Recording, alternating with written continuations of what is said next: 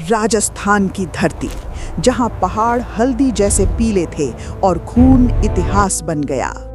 साल 1576, एक तरफ मेवाड़ का शेर महाराणा प्रताप और दूसरी तरफ मुगल सम्राट अकबर की विशाल सेना।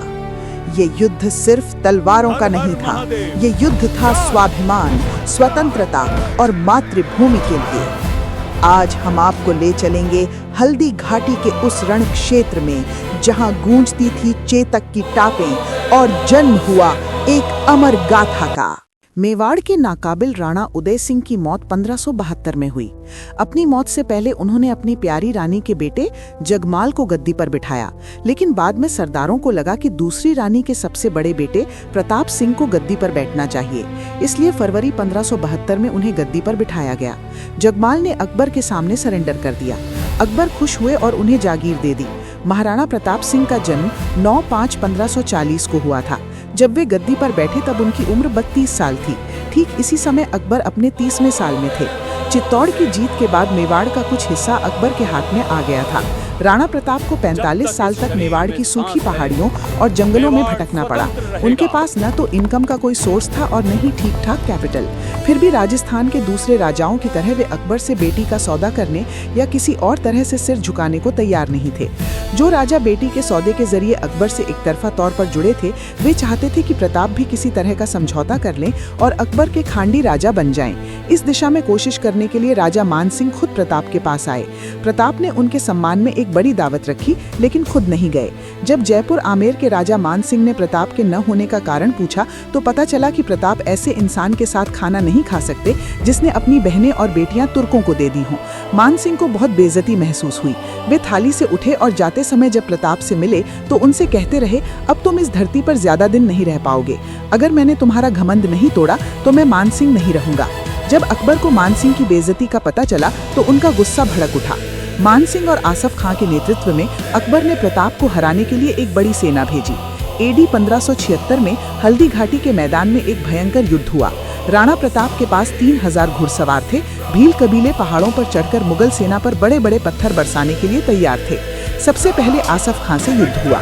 इसमें प्रताप का पक्ष मजबूत साबित हुआ, लेकिन इसी बीच राजा मानसिंह अपनी सेना के साथ उनकी मदद के लिए आ गए।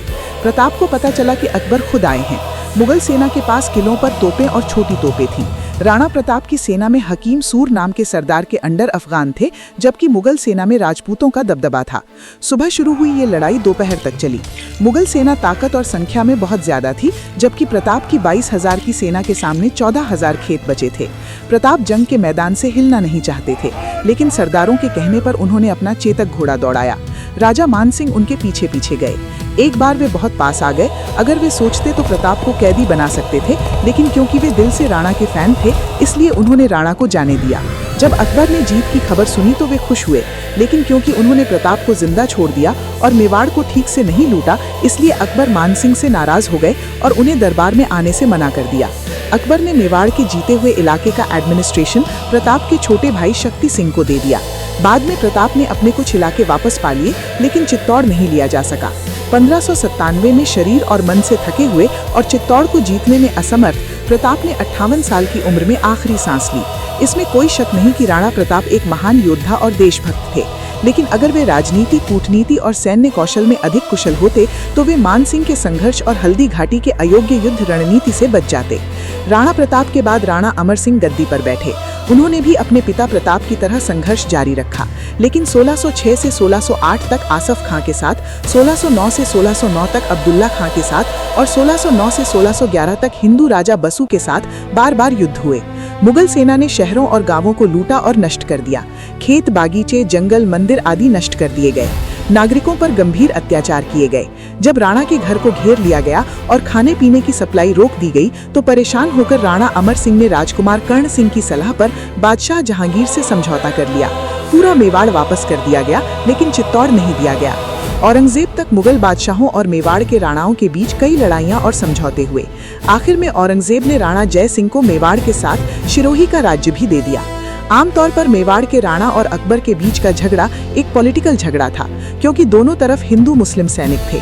बाद में जो समझौता हुआ उसमें बादशाह को दुल्हन देने, दहेज लेने या दरबार में पेश होने की जिम्मेदारी से छूट दे दी गई। ये कहना सही नहीं लगता कि ये हिंदू मुस्लिम झगड़ा था।